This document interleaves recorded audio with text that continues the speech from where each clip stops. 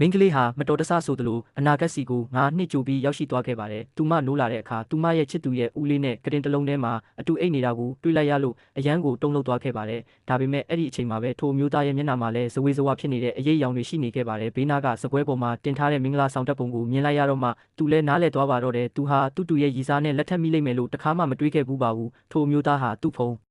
ထဲကအချိန်ကိုချက်ချင်းစစ်ကြည့်လိုက်တဲ့အခါသူရောထိုမိန်းကလေးပါနှစ်စာအချိန်ခရီးကိုတပြိုင်တည်းခရီးနှင်ခဲ့ကြတာကိုသိလိုက်ရပါတယ်မိန်းကလေးဟာဒါကိုလုံးဝမယုံကြည်နိုင်ဖြစ်နေပါတယ်ဘာလို့လဲဆိုတော့သူမဟာသူမချစ်သူရဲ့ဦးလေးကိုအင်မတန်မုန်းတီးလို့ပါလွန်ခဲ့တဲ့ခေတ်တစ်ခဏလေးကတင်သူမရဲ့ချစ်သူဟာလူကြီးမိဘတွေနဲ့မိတ်ဆက်ပေးဖို့သူမကိုအိမ်ခေါ်သွားခဲ့တာပါချစ်သူမိသားစုပေါ်အထင်ကြီးလေးစားမှုရရှိစေဖို့အတွက်သူမဟာသူမရဲ့လပေါင်းများစွာစုဆောင်းထားတဲ့လစာတွေနဲ့ချစ်သူဦးလေးအတွက်လေရင်ပုံစံတူအယုတ်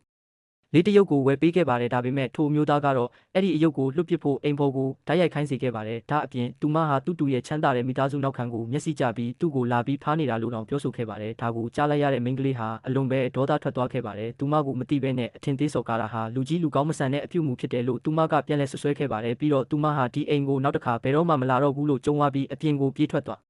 အားခဲ့ပါတယ်ဒါပေမဲ့အိမ်ဂိတ်တကားဝကနေထွက်မှာပဲသူမဟာကုန်တင်ကားကြီးတစ်စီးနဲ့တိုက်မိသွားခဲ့ပါတယ်သူမသတိလစ်နေစဉ်အတွင်းမှာသူမကိုသူမချစ်သူဦးလေးနဲ့လက်ထပ်နေတဲ့ပုံရိပ်တွေကိုမြင်မှတ်ခဲ့ပါတယ်သူမပြန်နိုးလာတဲ့အချိန်မှာတော့9 နှစ်ကြာပြီးနောက်ကအနာဂတ်ကဘာကိုရောက်ရှိနေပါပြီမိန်းကလေးဟာဒီလူနဲ့လက်ထပ်လိုက်ရတာကိုလက်မခံနိုင်တယ်လို့အမျိုးသားကလည်းသူမကိုအလွန်မုန်းတီးတယ်လို့ပြောပါတယ်ဒါကြောင့်သူတို့နှစ်ဦးဟာဘာကြောင့်လက်ထပ်ဖြစ်ခဲ့ကြလဲဆိုတာကိုအဖြေမရှာနိုင်ခင်အထိလင်မယားအဖြစ်ဟန်ဆောင်နေထိုင်ဖို့သဘောတူခဲ့ကြပါတယ်အဲ့ဒီအချိန်မှာပဲအမျိုးသားရဲ့ဖုန်းထဲမှာအစီအစဉ်တစ်ခုအတွက်တတိပေးချက်တက်လာပါတယ်အဲ့ဒါဘာလဲဆိုတာကိုသိချင်တာနဲ့သူချက်ချင်းသွားကြည့်လိုက်တဲ့အခါသူတို့ရဲ့သားလေးကိုကျောင်းကနေသွားကြိုဖို့ဖြစ်နေတာကိုမမျှော်လင့်ပဲတွေးလိုက်ရပါတယ်သူနဲ့ထိုမိန်းကလေးမှာတကယ်ပဲကလေးတစ်ယောက်ရှိနေခဲ့တာပါတစ်ဖက်မှာလည်းအမျိုးသားရဲ့အမေကမိန်းကလေးကိုပွဲတစ်ခုစီခေါ်သွားခဲ့ပါတယ်မိန်းကလေးဟာအမျိုးသမီးတချို့ကသူမအကြောင်းအတင်းပြောနေတာကိုကြားပြီးချောင်းနှားထောင်လိုက်ပါတယ်အမျိုးသမီးတစ်ယောက်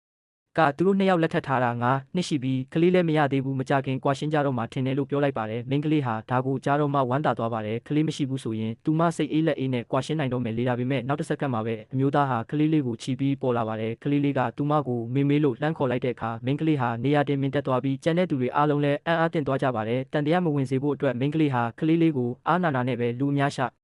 တိမှဖတ်ထားလိုက်ရပါတယ်အဲ့ဒီအချိန်မှာပဲအမျိုးသားရဲ့အမေဟာအနားကိုအပြေးလွှာရောက်လာပြီးမင်းကလေးရဲ့အထောက်ထားကိုလူတိမခံဘူးလို့ပြောထားတယ်မဟုတ်လားလို့မေးလိုက်ပါတော့တယ်